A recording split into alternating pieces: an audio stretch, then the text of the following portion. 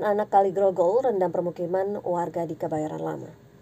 Permukiman warga di Jalan Kemandoran 1 RT 2 RW 11 Kebayoran Lama, Jakarta Selatan, Selasa dini hari tadi terendam banjir akibat luapan anak Kali Grogol. Luapan aliran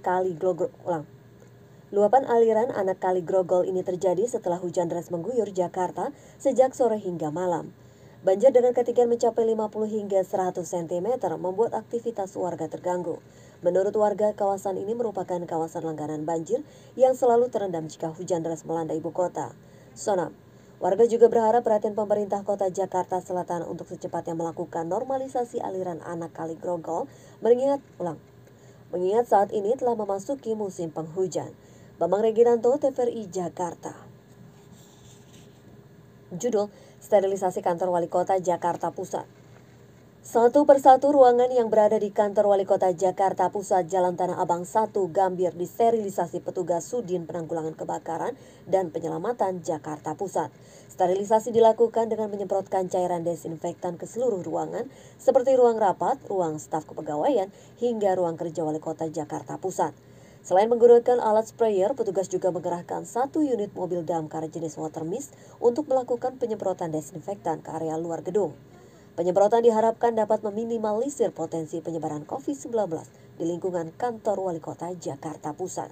Sonam, rencananya penyemprotan desinfektan ini akan dilaksanakan rutin selama 2 hari ke depan hingga kantor wali kota Jakarta Pusat dibuka kembali pada hari Rabu mendatang. Dari Jakarta Pusat, Rahmat Wijaya, TVRI Jakarta. Judul, Gubernur himbau warga waspada banjir. Gubernur DKI Jakarta Anies Baswedan memastikan pintu air Manggarai siap menampung air kiriman dari kawasan Bogor, Jawa Barat. Namun Gubernur Anies menghimbau warga Jakarta untuk selalu waspada terhadap banjir kiriman yang sewaktu-waktu dapat terjadi. Saat ini Gubernur Anies telah menyiapkan sejumlah tempat penampungan bagi warga yang terdampak banjir sesuai protokol kesehatan ketat. Sonam, sebelumnya tingginya curah hujan yang mengguyur kawasan Bogor, Jawa Barat sejak Senin sore sempat membuat Bendung Katulampa mencapai level siaga 1 atau pada ketinggian 240 cm pada pukul 18 petang. Informasi tersebut sempat membuat masyarakat yang tinggal di sekitar bantaran sungai khawatir. Dari Jakarta Pusat, Rahmat Wijaya, TVRI Jakarta.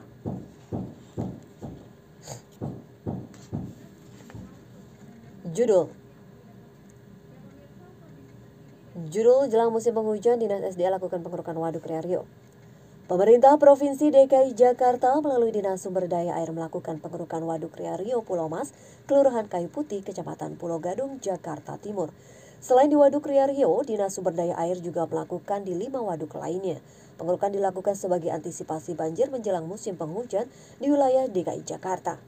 Sonam, Pemprov DKI Jakarta sendiri akan terus melakukan pengerukan demi menambah kapasitas daya tampung waduk menjelang musim penghujan di akhir tahun. Dari Jakarta Barat, Sultoni, TVRI Jakarta. Judul, 8 OPD dan 2 puskesmas di Pandeglang ditutup. Dalam jangka waktu 2 pekan terakhir, total pasien positif COVID-19 di Kabupaten Pandeglang, Banten menyentuh angka 91 orang. Dari data terakhir Tim Gugus Tugas Percepatan Penanganan Wabah COVID-19 Pandeglang, klaster perkantoran merupakan penyumbang terbaru. Untuk memutus mata rantai penyebaran wabah COVID-19, pemerintah Kabupaten Pandeglang menutup sementara 8 OPD dan 2 puskesmas. Di antaranya, Kantor Sekretaris Daerah, Disduk Capil, Dinas Pariwisata, DPMPD. Sementara itu, 2 puskesmas lainnya, Puskesmas Jadasari dan Puskesmas Cikupa. Sonam, sementara itu, pelayanan kepada masyarakat dilakukan secara online. Untuk pelayanan puskesmas dialihkan ke puskesmas yang lain terdekat. Dari Pandeglang, Banten, Agus Jamaludin, TVRI Jakarta. Judul, 8 petugas PPSU positif COVID. Sterilisasi dengan menyemprotkan cairan desinfektan dilakukan setelah pihak kelurahan menutup sementara kantor Kelurahan Petojo Selatan, terhitung sejak Jumat lalu hingga hari Kamis mendatang. Penutupan aktivitas kantor kelurahan dilakukan setelah 8 orang petugas penanganan prasarana dan prasarana Penutupan aktivitas kantor kelurahan dilakukan setelah 8 orang petugas penanganan prasarana dan sarana umum dinyatakan positif COVID-19. Meski ditutup, pelayanan terhadap warga tetap berjalan normal. Pihak kelurahan mengalihkan sementara layanan melalui sistem online dan juga Dropbox. Sonam, Sementara 8 petugas PPSU yang dinyatakan positif COVID-19 kini harus menjalani isolasi mandiri di rumah dinas Lurah Petojo Selatan. Ditutupnya kantor Kelurahan Petojo Selatan menambah daftar panjang kantor Pemprov DKI Jakarta yang ditutup akibat pegawainya terpapar COVID-19. Dari Jakarta Pusat, Rahmat Wijaya, TVRI Jakarta. Judul, antisipasi banjir Anies siapkan penampungan warga. Gubernur DKI Jakarta Anies Baswedan mengungkapkan akan menyiapkan tempat-tempat penampungan jika ada warga yang terkena banjir. Namun kali ini agak berbeda lantaran tempat penampungan harus mematuhi protokol kesehatan COVID-19. Gubernur Anies juga meminta agar jajarannya dapat menyediakan sejumlah perlengkapan kesehatan untuk pencegahan penyebaran virus COVID-19. Salah satunya yakni masker yang dapat digunakan warga. Sebelumnya ketinggian air di Bendung Katulampa menyentuh 250 cm pada pukul 18.18 waktu Indonesia Barat. Warga di bantaran Sungai Ciliwung, Jakarta diimbau untuk waspada atas kiriman air yang dapat datang kapan saja. Kepala Jaga Bendung Katulampa Andi Sudirman menyatakan kenaikan debit air disebabkan hujan yang terus mengguyur wilayah Puncak Bogor. Andi mengimbau kepada masyarakat yang tinggal di pinggiran bantaran aliran Sungai Ciliwung untuk waspada. Andi mengimbau kepada masyarakat yang tinggal di pinggiran bantaran aliran Sungai Ciliwung untuk waspada mengingat derasnya aliran sungai. Pihaknya juga telah menyebarkan informasi kepada masyarakat melalui media sosial seperti Facebook, Twitter, WhatsApp, Instagram, dan website, termasuk pihak berwenang di DKI Jakarta.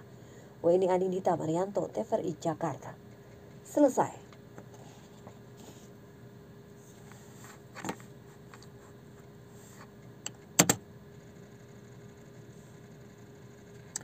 Oke, selesai juga tugas dubbing.